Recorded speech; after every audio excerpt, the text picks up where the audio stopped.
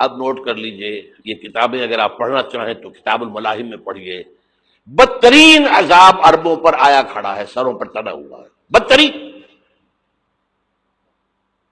ایسی جنگ ہونی ہے الملحمۃ العظما، جس کو کہ میں بھی آپ کے گواہی پیش کر دوں گا، جسے کہا گیا ہے لاسٹ کروسیڈ.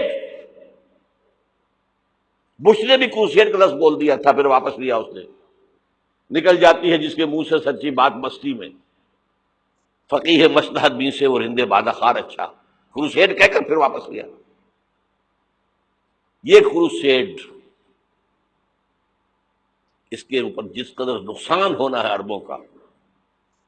گریٹر اسرائیل بنے گا، یہ عراق، شام، اردن، سعودی عرب کا کچھ شمالی علاقہ، ترکی کا جنوبی علاقہ، مصر کا صحرائے سینا، اور اس کے ساتھ ہی جو بہترین اس کا زرخیز ترین علاقہ ڈیلٹا آف نائل، یہ سب یہودیوں کے قبضے میں جائیں گے.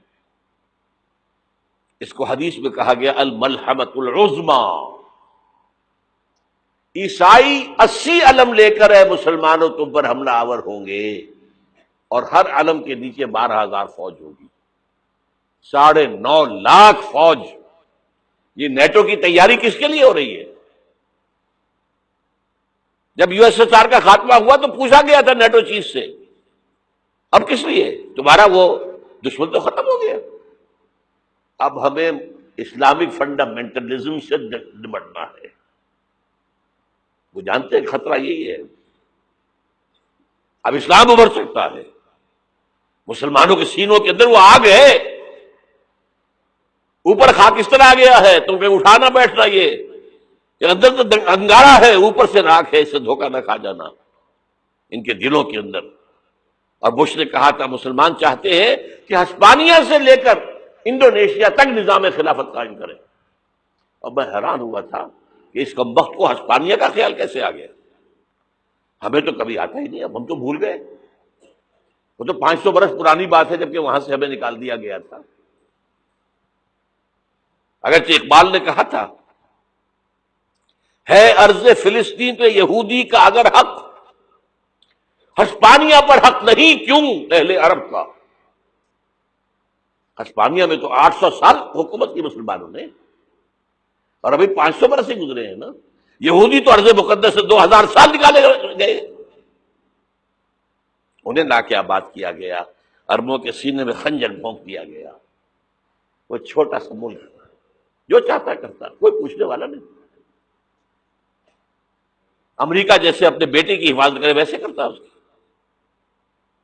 اور حضور نے فرمایا ہے وہ جنگ جب ہوگی تو ایک باپ کے اگر 100 بیٹے ہوں گے تو 99 ختم ہو جائیں گے، ایک بچے گا. یہ حدیث ہے، حدیث صحیح. اور آپ نے فرمایا ویل للعرب من شر قد اقترب.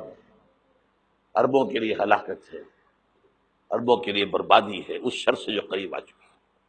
اور آج جس طرح انہوں نے ان کی تہذیب کو اختیار کر لیا ہے، دبئی جا کر دیکھیے، بدترین مغربی معاشرہ جو ہے وہ دبئی کے اندر ہم نے قائم کر کے دکھا دیا. اب سعودی عرب اس راستے پر بڑھ رہا ہے. اور اس کے بعد نمبر 2 پر جو ہے ہم پاکستانی ہیں. لیکن میں اس کے وہ پہلی بات جو کہہ رہا ہوں وہ تو یقینی ہے، اس میں تو احادیث صحیحہ موجود ہے. اگرچہ اس کے بعد پانسا پلٹے گا، پھر حضرت مہدی کا ظہور ہوگا، حضرت عیسیٰ کا نزول ہوگا، اور وہ گریٹر اسرائیل گریٹر گریو یارڈ بنے گا یہودیوں کا. ایک ایک یہودی قتل ہوگا اور دفن ہوگا. یہ بات میں ہونا ہے، میں پہلی بات میں پرچ کر رہا ہوں. وہ پانسا پلٹے گا جب پلٹے گا. ابھی جو سامنے ہے وہ کیا ہے؟ جس ملحمۃ العظما کہا حضور نے، جسے آرمگیڈون کہتے ہیں عیسائی. آرمگیڈون کی اگر کہیں جا کر آپ دیکھیں گے، آپ ڈکشنری میں مانی تو کیا لکھا ہے؟ A very big war which will be fought between the forces of evil and good before the end of this world. اس دنیا کے خاتمے سے پہلے خیر اور شر کی قوتوں کے درمیان بہت بڑی جنگ ہوگی. ارمجدون اسے کہتے ہیں عربی میں، اور آرمگیڈون اسے کہتے ہیں انگریزی کے اندر. اور یہ بائبل کی آخری کتاب کے اندر ہے، جو اس میں کہ مکاشفات یوحنا، ریولیشنز آف سینٹ جان. یہ تو میں کہہ رہا ہوں یقین کے ساتھ، اور زیادہ دور نہیں ہے، آیا چاہتا ہوں. اس لیے کہ یہودیوں کا اور عیسائی جو کنزرویٹوز ہیں، نیو کنزرویٹوز، ان کا 5 نکاتی ایجنڈا ہے متفق علیہ، جس کے تحت یہ جنگ صلیبی شروع کی گئی ہے. وہ سن لیجئے آپ.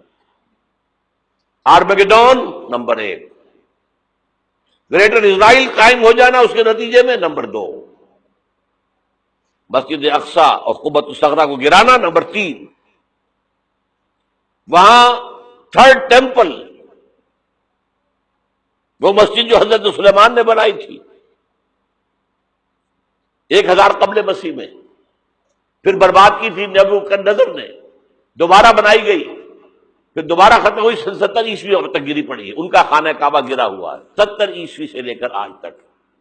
ایک دیوار ہے ویلنگ وال، جہاں جاتے ہیں، روتے ہیں، پیٹتے ہیں، ماتم کرتے ہیں، وہاں وہ بنے گا تھرڈ ٹیمپل. اور نمبر 4، اس میں لا کر رکھا جائے گا تخت حضرت داؤد کا. یہ تخت کہاں ہے اس وقت؟ یہ لندن شریف کے اندر، جو ان کی پارلیمنٹ کا جو چرچ ہے، ویسٹ منسٹر ایبے، اس میں رکھا ہوا ہے. ایک پتھر تھا جس پر بٹھا کر حضرت داؤد کی تاج پوشی ہوئی، پھر حضرت سلیمان کی ہوئی، پھر وہ پتھر رکھ دیا گیا جب حضرت سلیمان نے بنایا ہیکل مسجد اقصی، وہاں رہا وہ. ہر بادشاہ جو تھا یہودی اسی کے اوپر بٹھا کر اس کی تاج پوشی ہوتی تھی. سن 70 میں ٹائٹس نے گرایا اسے، ہیکل کو، وہ پتھر لے گیا، وہاں سے روم گیا، روم سے آئرلینڈ گیا، آئرلینڈ سے اسکاٹ لینڈ آیا، اسکاٹ لینڈ سے انگلینڈ آیا، اور اب وہ رکھا ہوا ہے 14ویں صدی عیسوی سے آج تک. وہ ویسٹ منسٹر ایبے میں رکھا ہوا، ایک کرسی کی سیٹ میں اسے بنا دیا گیا ہے تخت کی شکل میں. اب انگریزوں میں کوئی ملکہ ہو، کوئی بادشاہ ہو، جس کی بھی تاج پوشی ہونی اس میں ہوتی. یہ لا کر رکھا جائے گا تھرڈ ٹیمپل میں، اور اس پر یہودیوں کے خیال کے مطابق ان کا مسیحا آئے گا جو مسیح دجال ہوگا. عیسائیوں کے خیال کے مطابق حضرت عیسیٰ آئیں گے، وہ ہمارا بھی خیال ہے حضرت عیسیٰ آئیں گے علیہ السلام. بہرحال یہ تو بات کی باتیں ہیں نا. اس وقت جو میں عرض کر رہا ہوں، عربوں پر بہت بڑا عذاب، اور پاکستان کا معاملہ البتہ یہ ہے، میں یقین سے نہیں کہہ سکتا. ہینگنگ ان دی بیلنس، ہو سکتا ہے اللہ تعالیٰ ہم پر رحم فرمائے، ہو سکتا ہے، اگرچہ اسی پہ شرائط ہوں گی.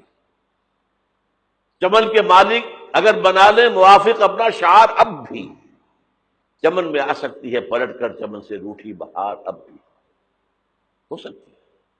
اور یہ بھی ہو سکتا ہے کہ اللہ تعالیٰ نے معجزانہ طور پر ہمیں ملک دیا، ہم نے اللہ سے بدعہدی کی، وعدہ خلافی کی، غداری کی، لہذا سزا دی جائے اور ہم سے یہ ملک چھین لیا جائے. It's just possible. دور نہ سمجھے، اسے انہونی بات نہ سمجھے. جو گھیراؤ ہو رہا ہے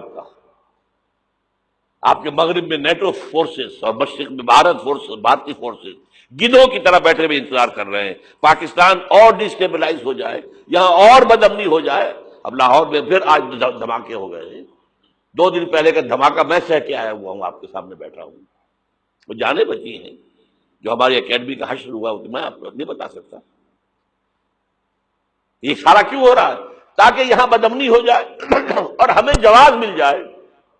مغرب سے نیٹو فورسز داخل ہو جائیں، مشرق سے بھارتی فورسز آ جائیں، اور ہمارے ایٹمی دانت توڑ کر اور پھر ہمیں بھارت کے سامنے ڈال دیا جائے. Now do as you like. یہ ان کا نقشہ ہے. ہوگا کیا وہ اللہ جانتا ہے، ہوگا وہ جو اللہ چاہے. لیکن اللہ کا چاہنا جو ہے وہ کس پر منحصر ہے؟ یہاں انقلاب برپا کرو، یہاں اسلام لاؤ. اگر دھندوں میں لگے رہو گے تو وہ خود بخود نہیں آ جائے گا انقلاب.